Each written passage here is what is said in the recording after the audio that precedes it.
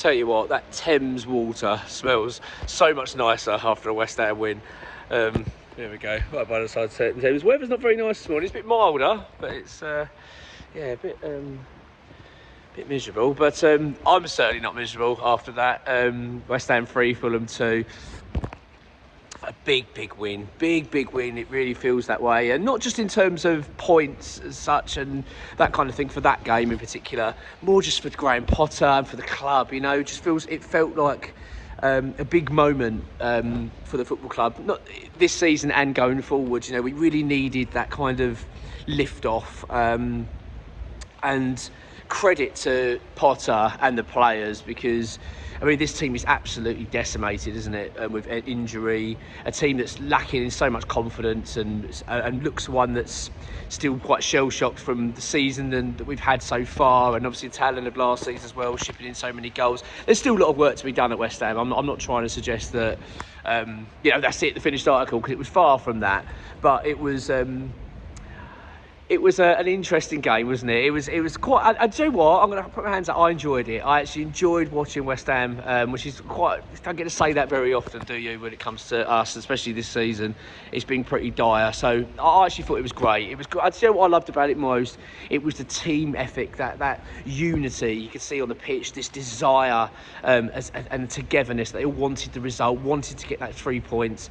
It was just fantastic. I'm so pleased. This feels like a page has been turned at last, and I'm absolutely delighted. But he didn't start off very well, I've got to be honest. I thought the first 20 minutes or so, it was pretty tough to watch. I mean, Fulham were all over us, we were struggling, we were backs to the wall, we were defending for our lives a little bit, and I was thinking to myself, God, this is going to be a long game. And to be honest with you, I could only really see one outcome at that point. I thought, oh, this is not going to be good. You know, this is not what we need, especially with it being Potter's first home game. But you know what, we started to get back into the game. You could see the players were building in confidence and starting to knock the ball around a bit better. And you could just see us starting to gain that confidence that we needed. I mean, we had it was a very, as I say, decimated squad. Very tough for Potter in terms of his team selection. I felt for him, really. I mean, you can see it from the lineup. You're thinking, bloody hell, very slow midfield in terms of, you had Thomas Souček, you had Alvarez, you had Rodriguez.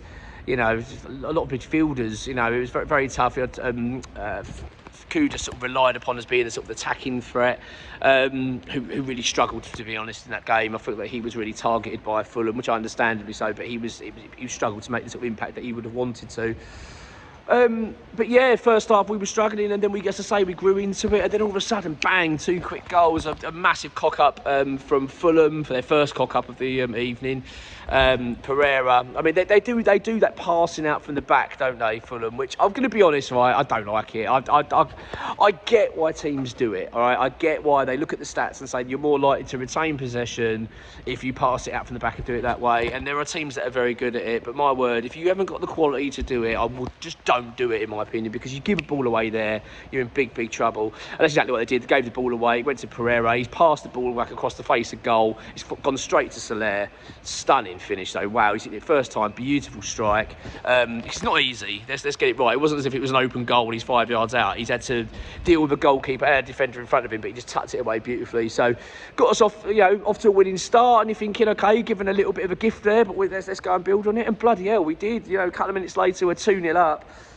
Beautiful goal from West Ham, really well worked. Soler knocks it over. Soler was outstanding, by the way.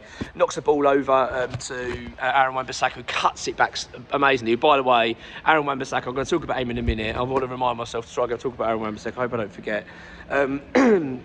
He cuts it back brilliantly, straight into Thomas Souček, who fires it into the roof of the net, 2-0. And you're thinking, bloody hell, where did that come from? But you just knew with West Ham, didn't you? We get to half-time, 2-0, right? And I'm buzzing, really excited, obviously, really happy, and thinking, come on, let's go and build on this.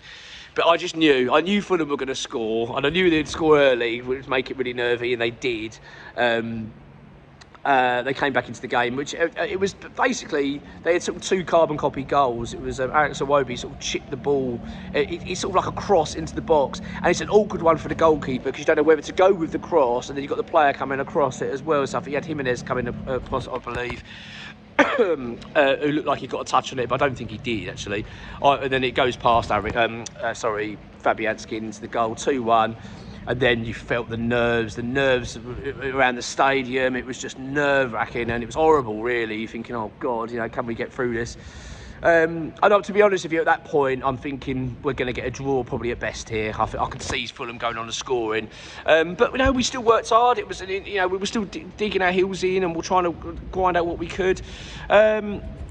Potter then made a big change. He took off Mohamed Kudus. Clearly, player was unhappy. I get the feeling he was probably a little bit more unhappy with himself rather than the manager, to be honest, because he's probably thinking this is a good opportunity for him to be leading the line, and he would have wanted to get on the score sheet and make an impact. So he just really didn't, did he? He didn't have a great game, and I felt that he was targeted, to be honest, by Fulham, which understandably so with his quality. But so he struggled, and I could kind of sense that frustration when he came off. He brings on Danny Ings. At that point, I'm thinking we're going to try and see the game out a little bit. I mean, we did some defensive changes as well towards the end, which was we had Aaron Creswell come on, and also Ollie Scholes.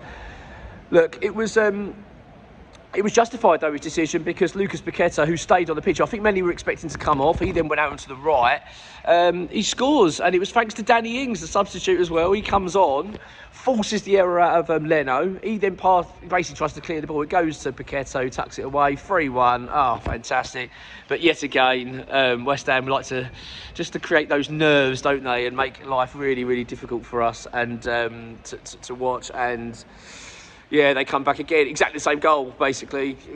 Iwobi chips this ball in. Fabianski doesn't know really where to go. And this time, I think it was Harry Wilson. I think it sort of comes up with a flick-on header, but I don't think he touches it. Anyway, it goes in, and Christ almighty, it made for a very nerve-wracking final 10-15 minutes. Jesus Christ. It felt like every minute, didn't it? It feels like an hour. You're like, oh my God, how much longer we got? And I think we had 6 minutes added on as well, which was, very tough, and it's when you're only a goal ahead and you really need the win. But we saw it out, and that was a big win. Huge result for West Ham. I want to quickly talk about Aaron Wan-Bissaka. I did say I would. I thought he was man of the match. I mean, he was outstanding. He is proving to be such a good signing. I mean, my God, how on earth we got him for 15 million quid? He's got bargain of the century in it. He's an outstanding player. He works so hard. He really seems to love being at West Ham as well. He really fits it, and I'm just so pleased to see him. He was excellent. But I thought all the players played really well. There wasn't bad performances out there. They all dug in. Lucas Paqueta, best performance this season, without a doubt. I thought he was outstanding. He really looked up for it.